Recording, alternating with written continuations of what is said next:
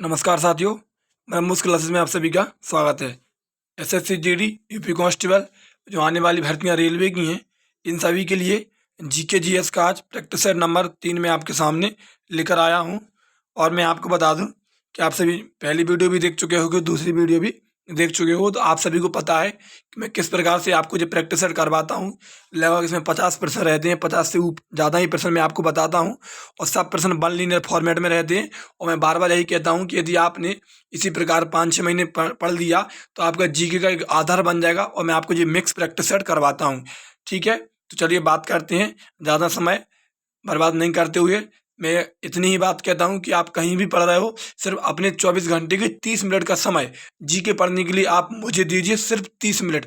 और जितनी बात मैं कहूँ, सिर्फ आप एक कॉपी बना लीजिए अलग से और जैसा मैंने लिख के दिया है ऐसा ही आप नोट कर लीजिए। भाई यदि आपको जीके से डर लगता है, ठीक है, जहां आपने 7-7 6-6 घंटे जीके पढ़ी होगी, और यदि आप मेरे पास 30 मिनट पढ़ रहे हैं, पर डे पढ़ रहे हैं, लेकिन जिस तरीके से मैं पढ़ा रहा, तो ध्यान रखना आपको 5-6 महीने के अंदर 8-10 हज़ार क्वेश्चन याद होने वाले हैं।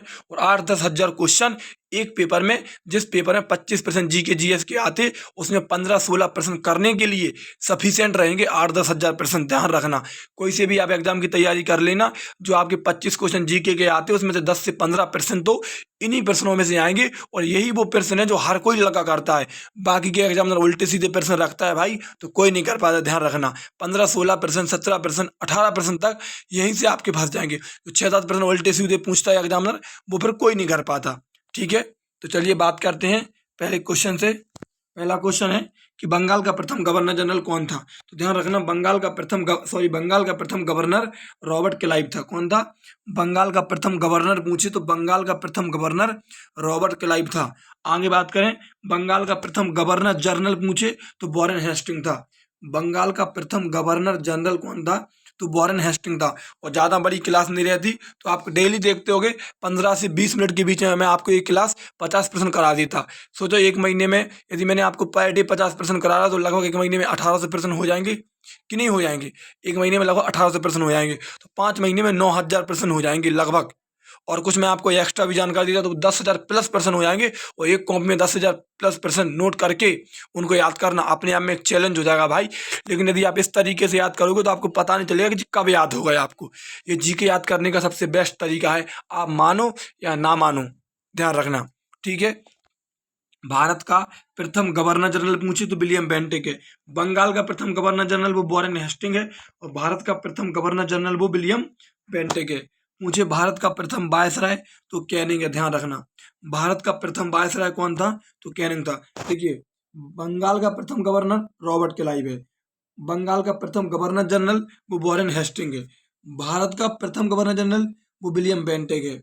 और भारत का प्रथम वायसराय वो कैनिंग है। ध्यान रखना। आगे बात करें, 7 अगस्त 1905 को स्वदेशी आंदोलन स्टार्ट हुआ। पूछ ले, स्वदेशी आंदोलन कब स्टार्ट हुआ? तो ध्यान रखना, स्वदेशी आंदोलन 7 अगस्त 1905 को शुरू हुआ। बंगाल विभाजन कब हुआ? तो ध्यान रखना, बंगाल विभाजन वैसे 1905 में हुआ था, लेकिन बंगाल विभाजन को लागू करने की डेट क्या रखी गई थी? तो बंगाल विभाजन को लागू करने की डेट 16 अक्टूबर 1905 रखी गई। ध्यान रखना, स्वदेशी आंदोलन 7 अगस्त 1905 को हुआ, बंगाल विभाजन भी 1905 में हुआ, लेकिन बंगाल विभाजन को लागू करने की डेट क्या रखी गई? तो 16 अक्टूबर 1905 रखी गई। ध्यान रखना। चलिए आगे बात करें। आगे पूछे, स्थायी बंदोबस्त व्यवस्था का जनक, इंपोर्टेंट है। स्थायी बंदोबस्त व्यवस्था का जनक कार्नवालिस को कहते हैं। किसको कहते हैं? स्थायी बंदोबस्त व्यवस्था का जनक कार्नवालिस को कहते हैं। रैयतवाड़ी व्यवस्था का जनक रीड और मुनरो को कहा जाता है। ध्यान रखना, रैयतवाड़ी व्यवस्था का जनक किसे कहा जाता? रीड और मुनरो को कहा जाता है। रैयतवाड़ी व्यवस्था का जनक रीड और मुनरो को कहा जाता है। आगे बात करें, महलवाड़ी व्यवस्था का जनक, ध्यान रखना, महलवाड़ी व्यवस्था का जनक हॉल्ट मैकेंजी को कहा जाता है। किसको? महलवाड़ी व्यवस्था का जनक किसे कहा जाता? हॉल्ट मैकेंजी को कहा जाता। हड़प नीति किसने अपनाई थी? तो ध्यान रखना, हड़प नीति डलहौजी ने अपनाई थी। किसने अपनाई थी? हड़प नीति डलहौजी ने अपनाई थी। ध्यान रखना, हड़प नीति के तहत हड़पी गई पहली रियासत कौन सी थी? तो वो सतारा थी। ध्यान रखना, कौन सी थी? सतारा। यहाँ पर दिख रहा होगा आपको, सतारा। ठीक है, हड़प नीति के तहत हड़पी गई पहली रियासत सतारा थी। डलहौजी ने सबसे पहले किसको हड़पा था? तो सतारा को हड़पा था। तुमसे पूछे कि कुशासन के आधार पर किसे हड़पा था? तो ध्यान रखना, कुशासन के आधार पर अवध को हड़पा था। और गोद निषेध प्रथा के आधार पर किसको हड़पा था? तो गोद निषेध प्रथा के आधार पर झांसी को हड़प लिया था। ध्यान रखना, गोद निषेध प्रथा के आधार पर झांसी को हड़पा था, कुशासन के आधार पर अवध को हड़पा था, और हड़प नीति के तहत हड़पी गई पहली रियासत सतारा थी। आगे बात करें, काकोरी ट्रेन डकैती 9 अगस्त 1925 में हुई। कब हुई? काकोरी ट्रेन डकैती 9 अगस्त 1925 में हुई। ध्यान रखना, काकोरी ट्रेन डकैती कब हुई? तो 9 अगस्त 1925 में हुई। और जो ट्रेन थी, जो काकोरी ट्रेन डकैती में, वो लखनऊ से सहारनपुर की ओर जा रही थी। कहाँ पे जा रही थी? लखनऊ से सहारनपुर के मतलब वो जा रही थी, ऐसा मान के चलो, ठीक है, ध्यान रखना। आगे बात करें, चोरा चोरी कांड कब हुआ? 5 फरवरी 1922 को हुआ। ध्यान रखना, गोरखपुर उत्तर प्रदेश में हुआ था। चोरा चोरी कांड कहाँ पर हुआ था?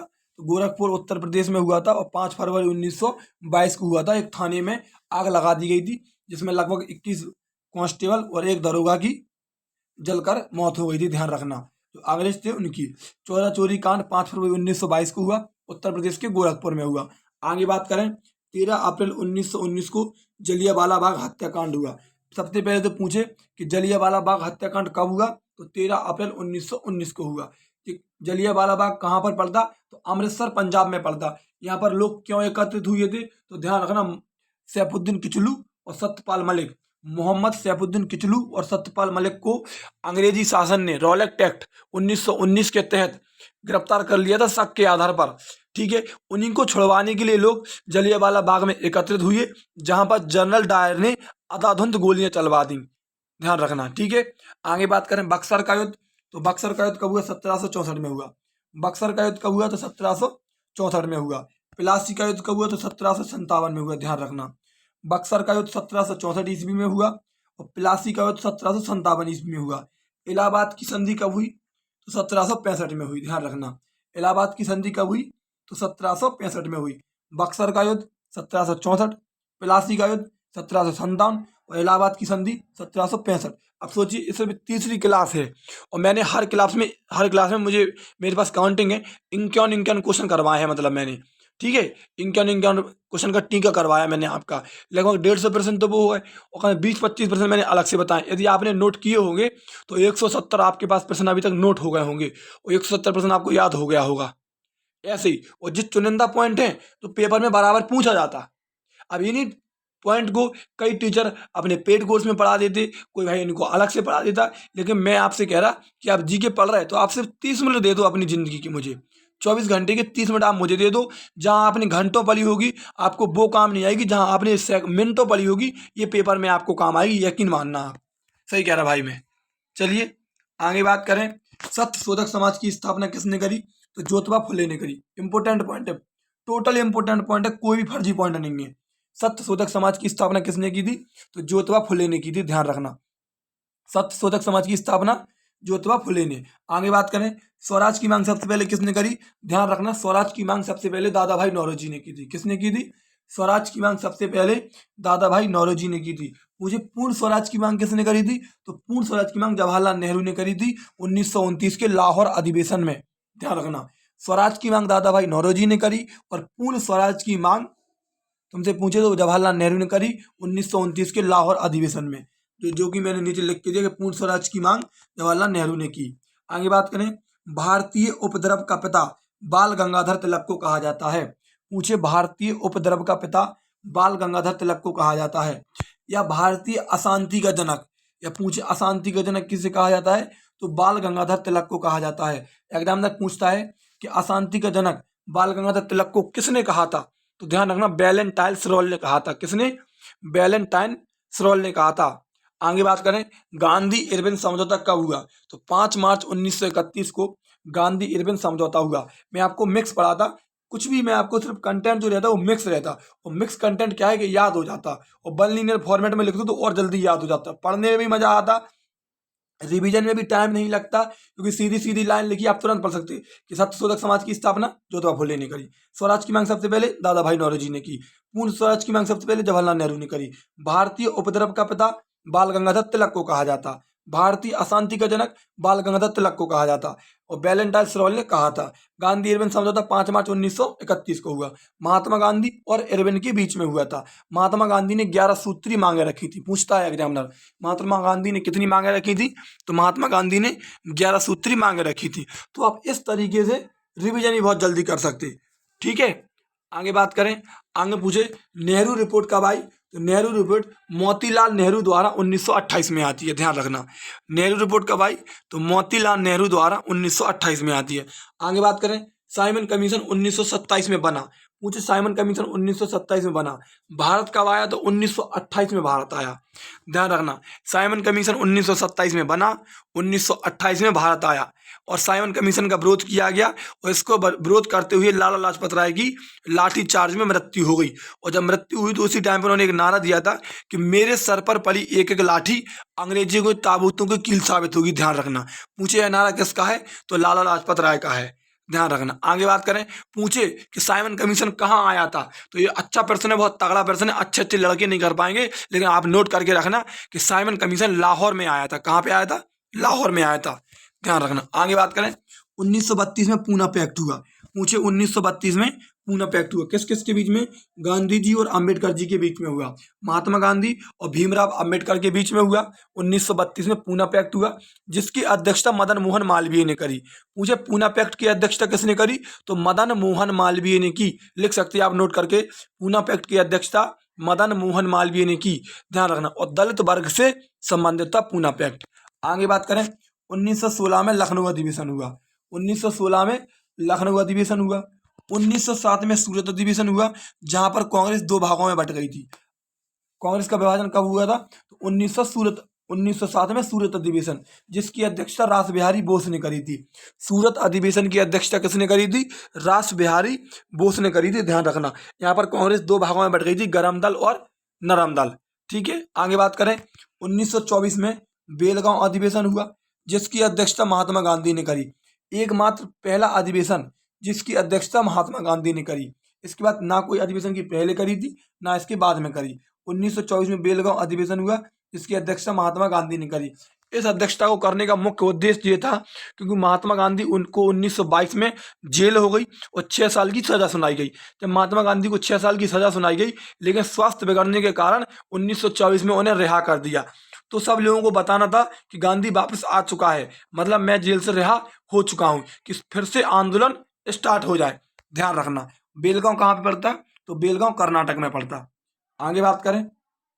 आगे पूछे दक्षिण एशिया सार्क। सार्क की स्थापना 1885 में हुई, जिसका हेडक्वार्टर काठमांडू नेपाल में है। साउथ एशियन एसोसिएशन, ध्यान रखना, जो दक्षिण पूर्वी एशियाई जो संगठन है, उन्हीं का जो एक समूह है, जिसमें 8 देश हैं और भारत पाकिस्तान दोनों शामिल है, ध्यान रखना। ठीक है। पैटागोनिया का मरुस्थल कहाँ पे है? तो पैटागोनिया का मरुस्थल अर्जेंटीना में है। पैटागोनिया का मरुस्थल कहाँ पे? अर्जेंटीना में स्थित है। टकला मकान मरुस्थल पूछे तो चीन में है। देखिए पॉइंट देखिए आप कितने खतरनाक है। पैटागोनिया का मरुस्थल कहाँ पे? अर्जेंटीना में स्थित है। टकला मकान मरुस्थल कहाँ पे? चीन में है। रब अल खाली मरुस्थल सऊदी अरब में स्थित है। रब अल खाली मरुस्थल कहाँ पे? सऊदी अरब में स्थित है। विश्व का सबसे रेतीला मरुस्थल है और रब अल खाली, ध्यान रखना। विश्व का सबसे बड़ा रेतीला मरुस्थल। गोबी का मरुस्थल चीन और मंगोलिया की सीमा पर स्थित है। गोबी का मरुस्थल कहाँ पे है? चीन और मंगोलिया की सीमा पर स्थित है, ध्यान रखना। चलिए आगे बात करें। आगे पूछे पहला पृथ्वी सम्मेलन कब हुआ? तो 1992 में हुआ और रियो में हुआ। ठीक है, पहला पृथ्वी सम्मेलन कब हुआ? तो 1992 में हुआ, रियो में। आगे बात करें। स्टॉकहोम सम्मेलन 1972 में हुआ। स्टॉकहोम सम्मेलन कब हुआ? तो 1972 में हुआ। आगे बात करें। नाबार्ड की स्थापना पूछ ले तुमसे कि नाबार्ड की स्थापना कब हुई? तो 12 जुलाई 1982 को हुई। नाबार्ड की स्थापना कब हुई? तो 12 जुलाई 1982 को हुई। शिवरमन समिति की सिफारिश पर हुई। और वर्तमान में नाबार्ड के अध्यक्ष पूछे तो केवी साजी हैं, ये भी ध्यान रखना। नाबार्ड की स्थापना कब हुई? 12 जुलाई 1982 को हुई। शिवरमन समिति की सिफारिश पर हुई और वर्तमान में इसके अध्यक्ष कौन है? तो केवी साजी हैं। आगे बात करें। जोहान्सबर्ग सम्मेलन 2002 में हुआ। जोहान्सबर्ग सम्मेलन कब हुआ? तो 2002 में हुआ। जोहान्सबर्ग सम्मेलन 2002 में हुआ। भारतीय मानक समय रेखा 82.5 डिग्री गुजरती है। भारतीय मानक समय रेखा कितने डिग्री गुजरती? भारतीय मानक समय रेखा 82.5 डिग्री गुजरती है। जीआई टैग अधिनियम कब आया? तो 1999 में आया, ध्यान रखना। जीआई टैग अधिनियम कब आया? तो 1999 में आया। और किसी भी चीज को लिया, जो भी उत्पाद रहते हैं, जो प्रोडक्ट रहते हैं, उनके लिए 10 वर्षों के लिए दिया जाता है, ध्यान रखना, जीआई टैग। ठीक है, जीआई टैग कितने वर्षों के लिए दिया जाता? 10 वर्षों के लिए दिया जाता। और पेटेंट पूछे तो पेटेंट 20 वर्षों के लिए दिया जाता। ठीक है, जीआई टैग 1999 का अधिनियम है और 10 वर्षों के लिए दिया जाता है। आगे बात करें, आगे पूछे विश्व ओजोन दिवस 16 सितंबर को मनाते हैं। विश्व ओजोन दिवस कब मनाते? 16 सितंबर को मनाते हैं। राष्ट्रीय हिंदी दिवस पूछे 14 सितंबर को मनाते हैं, ध्यान रखना। राष्ट्रीय हिंदी दिवस 14 सितंबर को मनाते हैं। विश्व हिंदी दिवस पूछे तो 10 जनवरी को मनाते हैं। राष्ट्रीय हिंदी दिवस 14 सितंबर को और विश्व हिंदी दिवस 10 जनवरी को। जल दिवस पूछे तो 22 मार्च को मनाते हैं। पृथ्वी दिवस पूछे तो 22 अप्रैल को मनाते हैं। और जैव विविधता दिवस पूछे तो 22 मई को मनाते हैं। ठीक है, जल दिवस 22 मार्च, पृथ्वी दिवस 22 अप्रैल, जैव विविधता दिवस 22 मई। ठीक है, और विश्व ओजोन दिवस 16 सितंबर। याद करने के लिए बहुत सारे दिवस हैं, लेकिन मैं अभी आपको कम कम करके 5-5, 6 कर करके पूरे महीने की याद करवा दूंगा। जो इम्पोर्टेंट है वो आपको मैं सभी याद करवा दूंगा। ठीक है, आगे बात करें, तुमसे पूछे मानवाधिकार दिवस तो 10 दिसंबर को मनाते हैं। मानवाधिकार दिवस कब मनाते? तो 10 दिसंबर को मनाते हैं। मॉन्ट्रियल प्रोटोकॉल 16 सितंबर 1987 को हुआ। कब हुआ? मॉन्ट्रियल प्रोटोकॉल 16 सितंबर 1987 को हुआ, ध्यान रखना। और मॉन्ट्रियल जो स्थान है कहाँ पे है? ये कनाडा में है। और जो मॉन्ट्रियल प्रोटोकॉल था ये ओजोन परत से संबंधित था, मतलब ओजोन परत में छिद्र हो गया था, तो उस छिद्र को भरने के लिए मॉन्ट्रियल प्रोटोकॉल हुआ था, ध्यान रखना। आगे बात करें, ओजोन परत यूवी किरणों को रोकती है, मतलब अल्ट्रा वायलेट किरणों को रोकती है, ध्यान रखना। ओजोन परत यूवी किरणों को रोकती है। ओजोन परत समताप मंडल में पाई जाती है। ठीक है, ओजोन परत किस मंडल में पाई जाती? तो ओजोन परत समताप मंडल में पाई जाती है। और ओजोन परत को मापने की इकाई डॉप्सन कहलाती है। ठीक है, ओजोन परत को मापने की इकाई क्या कहलाती? डॉप्सन कहलाती है। आप कहो तो मैं आपको ये डेली रिवीजन भी करवा दूँ करूँगा एक बार में, देखो ऐसे। ठीक है, बंगाल का प्रथम governor general Robert Clive. Bengal का प्रथम गवर्नर रॉबर्ट क्लाइव। बंगाल का प्रथम governor general Warren Hasting. Bharat का प्रथम governor general William Bentinck. Bharat का प्रथम वायसराय कैनिंग। 7 अगस्त 1905 को स्वदेशी आंदोलन हुआ। बंगाल विभाजन को लागू करने की डेट 16 अक्टूबर 1905 रखी गई। नेक्स्ट, स्थायी बंदोबस्त व्यवस्था का जनक कार्नवालिस। रैयत वाली व्यवस्था का जनक रीड और मुनरो। महल वाली व्यवस्था का जनक हॉल्ट मैकेंजी। हड़प नीति को किसने अपनाया? डलहौजी ने। हड़प नीति के तहत हड़पी गई पहली रियासत सतारा है। काकोरी ट्रेन डकैती 9 अगस्त 1925 को हुई। चोरी चोरा कांड 5 फरवरी 1922। जलियांवाला बाग हत्याकांड 13 अप्रैल 1919। बक्सर का युद्ध कब हुआ? 1764 में।